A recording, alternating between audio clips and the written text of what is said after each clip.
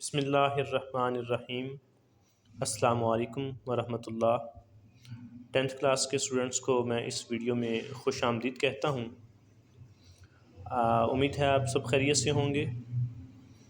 آج ہم اس ویڈیو میں 10th کلاس کا ترجمۃ القرآن المجید کا باب نمبر 1 جو ہے، جو سورۃ الانعام پہ ہے، اس کے مشقی سوالات کو حل کریں گے۔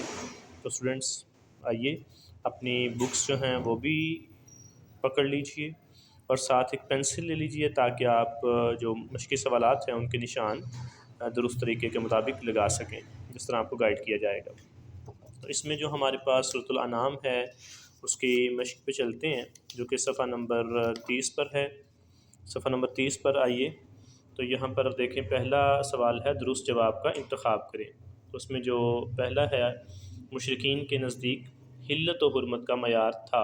حلت کہتے ہیں حلال ہونا اور حرمت کہتے ہیں حرام ہونا، یعنی ان کے نزدیک حلال اور حرام ہونے کا معیار کیا تھا؟ تو وہ ان کے خود ساختہ عقائد تھے۔ اس پر ٹک کر لیں آپ۔ دوسرا ہے الانعام کی واحد ہے، تو الانعام کی واحد ہے النعام۔ تیسرا ہے الانعام کا معنی ہے، جس کا معنی ہے مویشی۔ چوتھا ہے سورۃ الانعام میں توحید کے دلائل کے ضمن میں ذکر کیا گیا ہے، تو انبیاء کرام علیہم السلام کا ذکر کیا گیا ہے۔ پانچواں ہے جی، رزق کی کمی کے ڈر کی وجہ سے اللہ تعالیٰ نے مشرکین کو کس سے منع فرمایا؟ تو اس میں قتل اولاد۔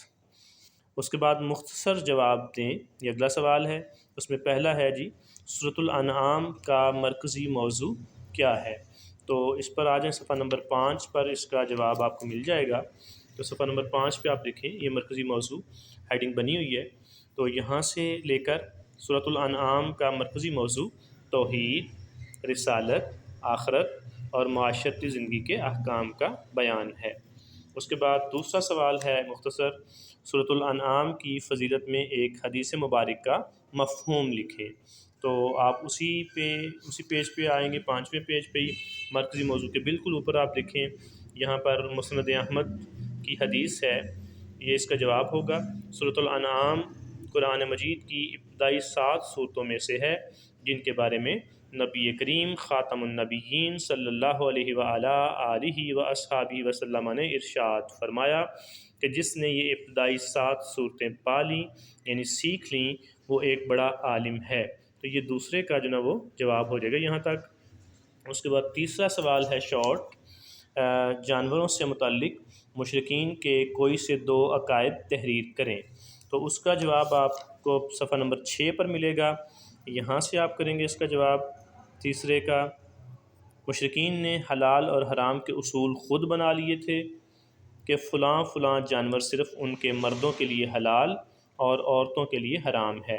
کچھ نے چوپایوں پر سواری کو حرام قرار دے دیا تھا اور کچھ نے چوپایوں کو بتوں کے نام پر وقف کر دیا تھا۔ وہ انہیں ذبح کرتے وقت یا ان پر سوار ہوتے وقت اپنے بتوں کا نام لیتے تھے۔ اس کے بعد چوتھا سوال ہے، سورۃ الانعام کی روشنی میں کوئی سے 2 معاشرتی احکام تحریر کریں۔ تو اس کا بھی جواب آپ کو صفحہ نمبر 6 پر ملے گا، یہاں سے آپ کریں گے والدین سے حسن سلوک کیا جائے۔ دوسرا پوائنٹ ہوگا اولاد کو رزق کی کمی کے ڈر سے قتل نہ کیا جائے۔ تیسرا پوائنٹ، بے حیائی کے قریب نہ جایا جائے اور قتل و غارت گری نہ کی جائے۔ یتیموں سے حسن سلوک کرنے کا حکم دیا گیا ہے اور ان کا مال کھانے سے منع کیا گیا۔ پانچواں پوائنٹ، ناپ تول کو پورا کرنے اور ہر معاملے میں عدل و انصاف کرنے کا حکم فرمایا گیا ہے۔ تو یوں اس کے 5 پوائنٹ بن سکتے ہیں، لیکن آپ کوئی سے 2 کر لیجئے گا، کیونکہ شارٹ کوشچن میں 2 نمبر کا کوشچن ہوتا ہے، تو 2 بھی کافی ہیں۔ اس کے بعد 5واں سوال ہے، سورۃ الانعام میں تبلیغ دین کے حوالے سے نبی کریم خاتم النبیین صلی اللہ علیہ وآلہ وصحبہ وسلم کو کیا نصیحت دی گئی ہے؟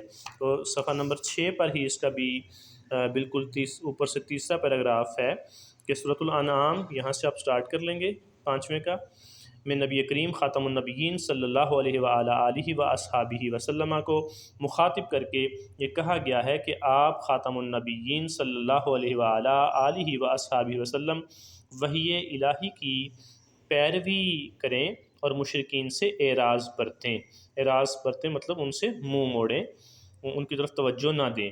اللہ تعالیٰ نے آپ خاتم النبیین صلی اللہ علیہ وآلہ آلہ و اصحابہ وسلم کو ان مشرکین پر نگہبان یا محافظ بنا کر نہیں بھیجا۔ یہاں تک آپ کر لیں، یہاں تک کافی ہے۔ تو یہ مختصر سوالات تھے ہمارے، جن کے جوابات میں نے آپ سے شیئر کیے ہیں، آپ ان کو پوائنٹ آؤٹ کر لیجئے گا۔ اس کے بعد اگلا ہے ہمارا جو نا وہ درج ذیل قرآنی الفاظ کے معنی لکھیں۔ تو اس میں تعالوا، اس کا بالکل دیکھیں یہاں پیچھے دیا بھی ہوا ہے آؤ، تو اس کا معنی ہوگا آؤ۔ اس کے بعد ربکم یعنی تمہارا رب۔ من املاک، من املاک کا مطلب ہوتا ہے مفلسی کے ڈر سے۔ یہ یہاں پر دیا ہوا ہے آپ کو، یہ آپ یہاں لکھ لیجئے گا، من املاک یعنی مفلسی کے ڈر سے۔ اوفو پورا کرو، اور بالقسط انصاف کے ساتھ۔ یہ اس سے بالکل پچھلے صفحے پر اس کے جتنے بھی آنسرس ہیں وہ آپ وہاں سے بھی دیکھ سکتے ہیں۔ اس کے بعد درج ذیل قرآنی آیات کا با محاورہ ترجمہ کرنا ہے آپ نے۔ تو یہ کچھ آیات ہیں 3 یہاں پر، وَلَا تَقْتُلُوا أَوْلَادَكُم مِّنْ إِمْلَاقٍ نَحْنُ نَرْزُقُكُمْ وَإِيَّاهُمْ وَلَا تَقْرَبُوا الْفَوَاحِشَ مَا ظَهَرَ مِنْهَا وَمَا بَطَنَ وَلَا تَقْتُلُوا النَّفْسَ الَّتِي حَرَّمَ اللَّهُ إِلَّا بِالْحَقِّ۔ تو یہ آیت آپ سورۃ الانعام میں ہم اس کو دیکھ لیں گے کہ یہ کہاں پہ ہے، اور وہاں سے آپ اس کا ترجمہ جو نا وہ ایزیلی کر سکتے ہیں۔ تو یہاں پر آپ دیکھیں اسٹوڈنٹس، صفحہ نمبر جو ہے ہمارے پاس اس کا 9 پر بھی نہیں ہے، 10 پر ہم دیکھتے ہیں تو 10 پر بھی یہ نہیں ہے۔ تو آپ لوگ یہاں پر صفحہ نمبر آ جائیں گے 12 کے بعد 13 اور 14، اور 14 کے بعد آپ اس میں آ جائیں، بالکل آخر پہ آپ آ جائیں گے۔ یہاں پہ آپ دیکھیں تو آپ کو یہاں سے مل جائے گا یہ